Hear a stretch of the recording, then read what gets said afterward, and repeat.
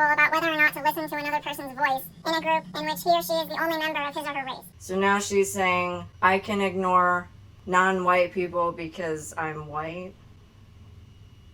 What? Everyone can ignore everyone. You can ignore me right now if you want. You could mute me and I wouldn't give a fuck. Also, pretty sure black people can choose whether they want to listen to you or not. I don't even know what she's saying with this statement. Like, black people have minds. They can choose to listen to whoever the fuck they want to because they're human and they have a brain. Just like her. Although I'm starting to really doubt if she has a brain because...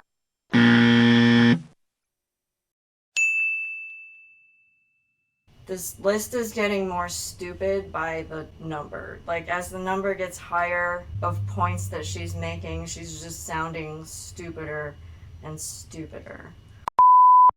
I can go into a music shop and count on finding the music of my race represented, into a supermarket and find the staple foods which fit with my cultural traditions, into a hairdresser's shop and find someone who can cut my hair. So why she decided to mash 3 completely different random things together, I have no fucking idea. So music of my race just sounds ridiculous because music is cultural, music is time sensitive, meaning it changes over time. Music that everyone listens to in the 1930s was different than music that everyone listens to now. Everyone has different musical tastes, but that's not race specific.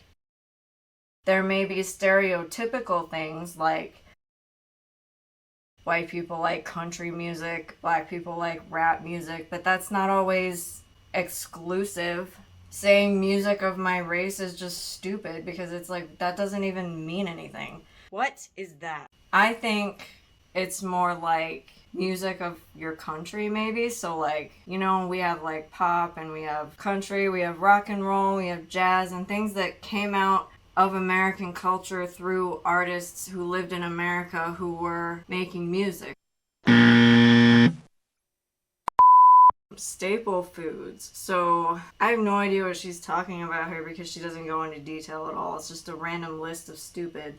But I immediately thought about the Scottish dish of haggis, you know, and that's really specifically from their point of view, like white, right? It's Scotland is full of white people, so they're like, oh, all the white people are represented together, even though Scotland is completely different from Ireland, but that doesn't matter because they're all white. So staple foods that fit with her cultural traditions, unless she's talking about American culture, I still can't believe people are listening to things like this and thinking that it's somehow going to unify everybody. It's not. So, but anyway, like, if you want haggis or whatever in America, you have to go to, like, a specialty Scottish grocery store. So that's not just a supermarket. That's, you know, like a random, like, super Walmart. You can't... But if she's talking about staple foods like bread and meat and stuff, everyone in the world eats that. I don't know what she's saying. Other than nonsense. Stop extrapolating nonsense. Okay, so the third point is with the hairdresser thing. I think that her saying it's white privilege is stupid because white people, Asian people, Latin, Hispanic people have similar hair texture. So like we all have like straighter kind of hair. And then the African people have the like curly hair and their hair is harder to deal with. So in that sense, it's not white privilege because Asian people and Hispanic people can also go into a hairdresser shop and find someone to cut their hair. So it's more like hair texture privilege or hair texture difference. I don't think that having African hair means bad. I think having African hair or having some kind of super tight curly hair, so having that hair texture just means you have different hair texture. It doesn't mean that one's better than the other. I don't understand why in America today we seem to be comparing differences and then ranking them in order of betterness. Why? It doesn't do anything good. It's just a difference in how your hair grows out of your head. Stop. Whether I use checks, credit cards, or cash, I can count on my skin color not to work against the appearance of financial reliability. Really? If a homeless white person goes into a store, and because they're homeless, they haven't showered for weeks or months, do you think it will matter that they're white? Or do you think they'll probably have their financial reliability taken into question? I can arrange to protect my children most of the time from people who might not like them. This point made no sense to me because the whole point of this paper is to tell everyone how much privilege she has as a white person. So why would there even be a question that people wouldn't like her children? If her children are white, they'll automatically get liked because they have white privilege, won't they? Do her children not fit into her bubble of insanity? Or does white privilege not exist in the sense that she thinks it does? And that everyone has a fair chance that there will be some people that don't like you. I do not have to educate my children to be aware of systemic racism for their own daily physical protection. God, I hate that word. Those two words, you know which ones. Parents make choices every day to educate or not to educate their children about things. As we've seen, there are some children that have grown into adults and we're just like, how the fuck did you not die as a child? Because you are so stupid. Did your parents not teach you a damn thing about anything? Okay, seriously, I think she's saying that systemic racism... I hate even saying that term. It just makes me want to hit things. Won't affect her children, but that's not true because her children will just get affected differently. Vitamin C. Because according to the systemic racism thing that they keep whining about, white people are oppressing other people. So doesn't that affect white people? So then whether she chooses to educate her kids or not on that is a parental privilege, not white privilege.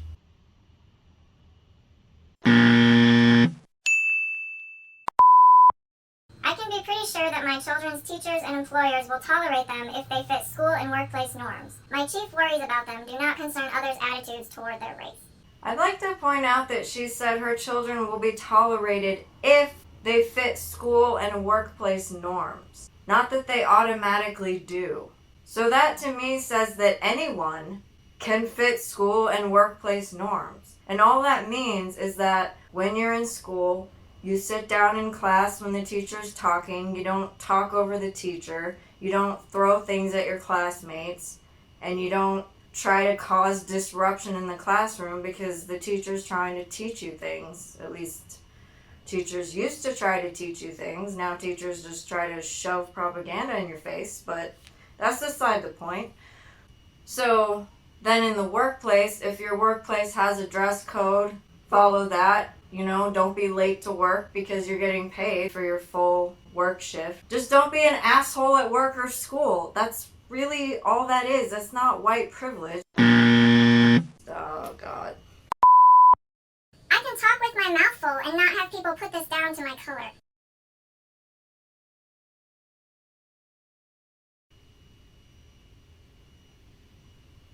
And damn.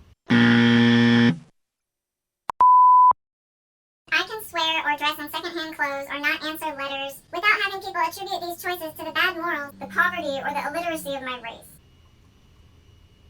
What? They may not attribute it to your race, but they'll still think you're a shitty person. I can speak in public to a powerful male group without putting my race on trial. What powerful male group is she talking about? The Klan? Who else is just males at the top at this point? There's female CEOs everywhere, there's female board members, there's women in government. There's a pretty good integrated mix of men and women in powerful groups, so I don't know what she's talking about. What are we even talking about? I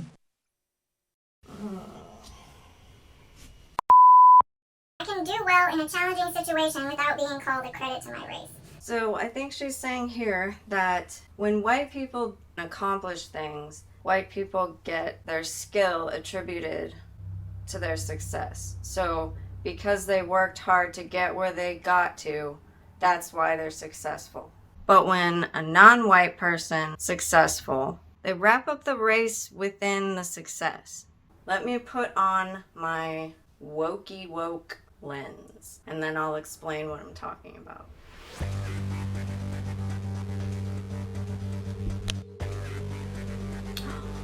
Now I see everything in racial terms.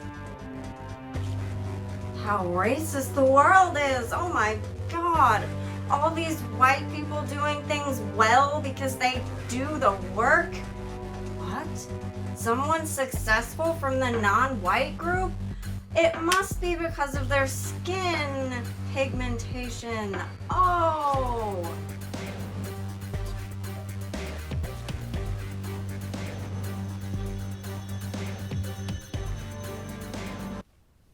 That's condescending, correct?